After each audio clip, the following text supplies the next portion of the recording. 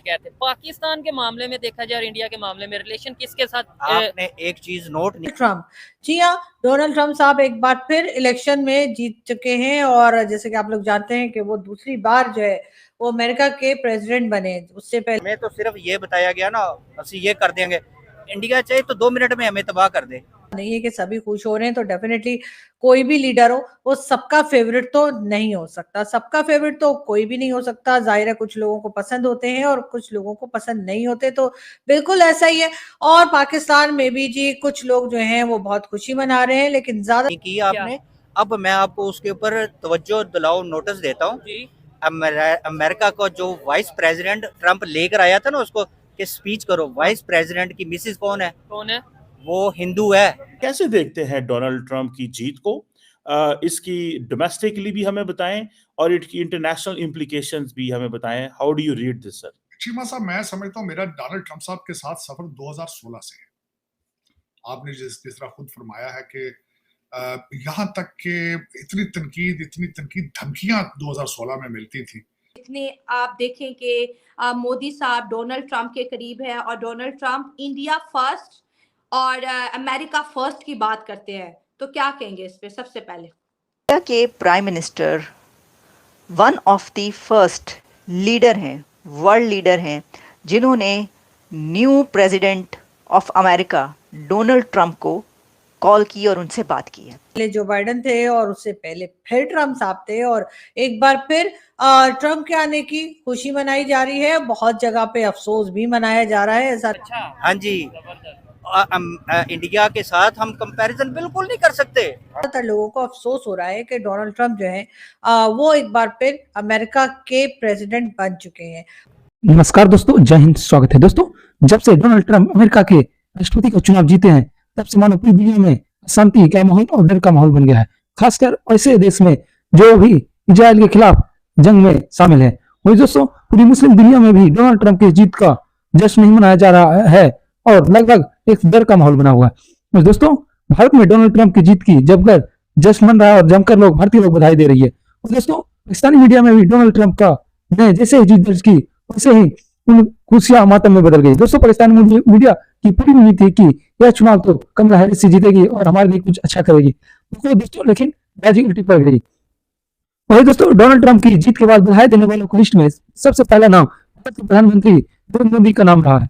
हाँ दोस्तों, भारत के प्रधानमंत्री नरेंद्र मोदी ने दुनिया के पहले ऐसा नेता रहे जो डोनाल्ड ट्रम्प की इस जीत की बधाई उन्होंने सबसे पहले डोनाल्ड ट्रम्प को दी और साथ में आगे बढ़ने के लिए दोस्तों, जैसे ये खबर पाकिस्तान मीडिया में वैसे मानो पाकिस्तान मीडिया तो मानने के बेटे की दोनों मिलकर हमें छोड़ेंगे नहीं, फिर हमें पहले जैसा हाल करेगा और हमें डालेगा। दोस्तों, पाकिस्तानी मीडिया अभी से ही डोनाल्ड ट्रम्प नरेंद्र मोदी से भयभीत है। दोस्तों, आप यकीन करें यार, आप इनकी बात से एग्री करते हैं? मैं बिल्कुल एग्री करता हूँ। हमारे इंडिया से कोई कंपटीशन नहीं। अमेरिका जो है वो अभी कतर की बात लगा ले, मैंने बुजुर्गों से सुना हुआ है। ठीक है, अमेरिका जो है वो आ रहा है जी, बांग्लादेश और पाकिस्तान के 2 लाख होने से हमें बचा लेगा। अमेरिका का बेड़ा आ रहा है, इस तरह की कोई बात आज तक आ रहा है। कतर की जंग भी हो गई, मुल्क 2 लाख तो हो गया, अमेरिका आ रहा है। मैं अमेरिका से कोई उम्मीद नहीं रखना चाहता। जब ऋषि सुनाक ब्रिटानिया का प्राइम मिनिस्टर बना था ना, तो इंडिया के अंदर पूरे के अंदर बैनर लगे थे कि ब्रिटिश ने कहा था dogs and Indian are not allowed.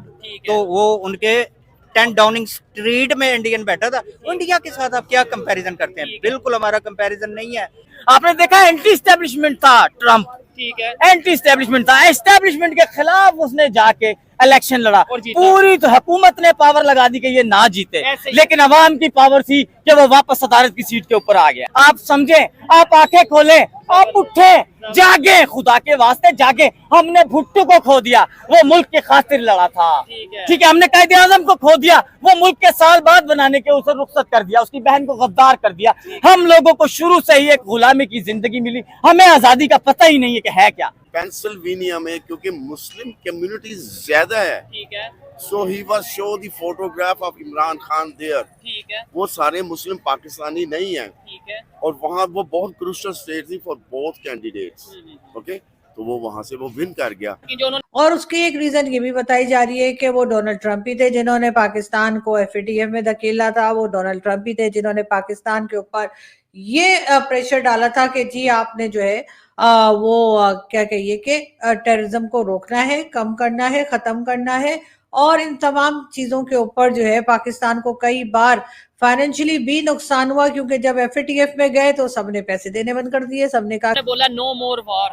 No मोर, वही सर ने बोला कि अगली वार नहीं करेंगे, इसी को कंटिन्यू जरूर करेंगे वो। कि पाकिस्तान बनने के 5 साल के बाद, 5-7 साल के बाद ना, ठीक है, हम अमेरिका के गुलाम हो गए थे। जब जनरल अयूब खान ने, मेरी ये चलानी है आपने बात। हाँ बिल्कुल बिल्कुल, हाँ। मुझे कोई इशू नहीं है। अयूब खान ये कह रहे हैं मास्क लगाया हुआ। इंडिया तो जो है वो बिजनेस करता है, वो ट्रेड करता है, वो इंडिया का उसके जो ताल्लुकात हैं अमेरिका के वो ट्रेड की बेस पे होंगे, वो बिजनेस की बेस पे होंगे। पाकिस्तान को थोड़े से डॉलर देंगे हम, अपने जो मर्जी वो काम नहीं कि जी एफएटीएफ से निकलोगे तब बात होगी, और पाकिस्तान के ऊपर बहुत ज्यादा स्ट्रिक्ट किस्म की, कड़ी किस्म की कंडीशंस लगाई गई थी एफएटीएफ से निकलने के लिए, और बहुत मुश्किल हुई थी एफएटीएफ से बाहर आने में पाकिस्तान को। लेकिन वहाँ पे पर्सन तो चेंज होता है, ठीक है, लिटिल बिट चेंज आती है, क्योंकि वहाँ पे एक थिंक टैंक होता है जिसने पॉलिसीज मेड आउट करनी होती हैं, ठीक है, और वहाँ पे गवर्नमेंट की तब्दीली से जो भी चेंज आती है वो पूरी वर्ल्ड में आ सकती है, स्पेशली पाकिस्तान में नहीं।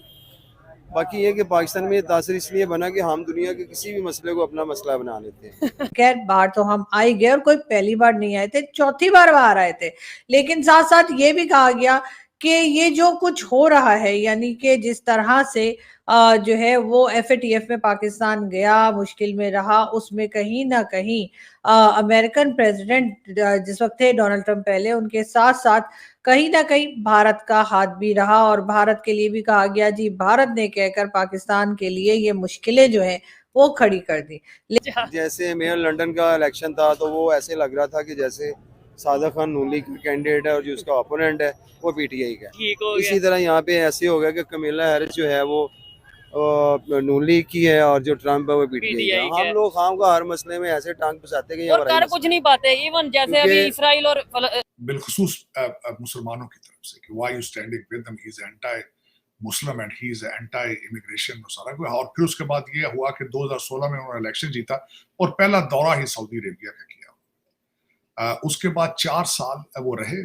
4 साल के दौरान कोई कॉन्फ्लिक्ट नया शुरू नहीं हुआ, और उनको उसी का फायदा आज हुआ है कि डोनाल्ड ट्रम्प साहब was considered a peace president.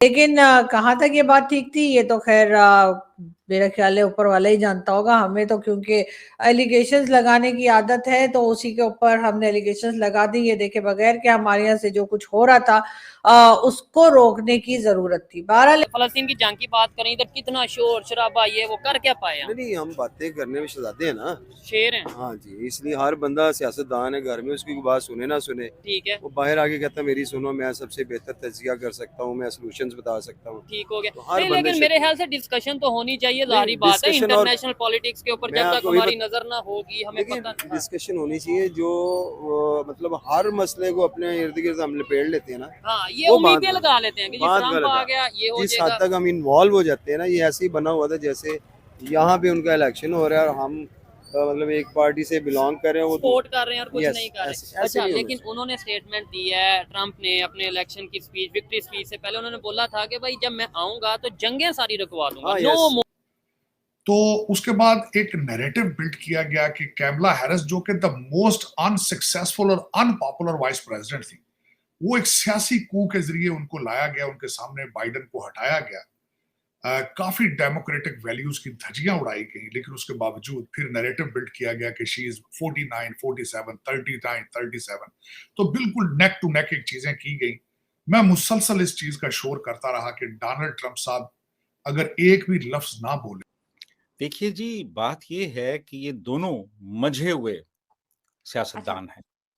ठीक हो गया। डोनाल्ड ट्रंप जो हैं वो पिछला इलेक्शन हार गए थे और हारने के बाद फिर वो दोबारा आए हैं। ये आपको इस तरह से अमेरिकन हिस्ट्री में नहीं मिलेगा कि एक प्रेसिडेंट हारा हो और हारने के बाद दोबारा फिर वो इलेक्शन लड़ा हो और जीत गया हो। मोदी जो हैं वो आपको पता है कि वो पिछली टर्म में भी वो इलेक्शन जीते थे, इस टर्म में फिर वो इलेक्शन जीते और गो के वो उतनी अक्सरियत नहीं थी उनके पास।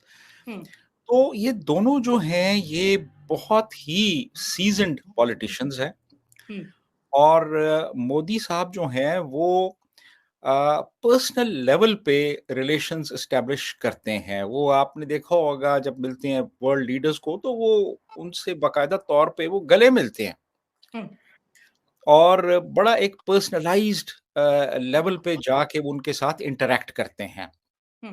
आप देखिए कि 2015 में वो बल्कि नहीं 2014 में तो इस वक्त खबर हर जगह ये चल रही है कि मोदी ने ट्रम्प को कॉल की और मोदी वो पहला वर्ल्ड लीडर है जिसने सुपर पावर दुनिया की और अमेरिका के जो अगले नेक्स्ट प्रेसिडेंट है उनको कॉल किया, यानी जिनमें बात हुई है।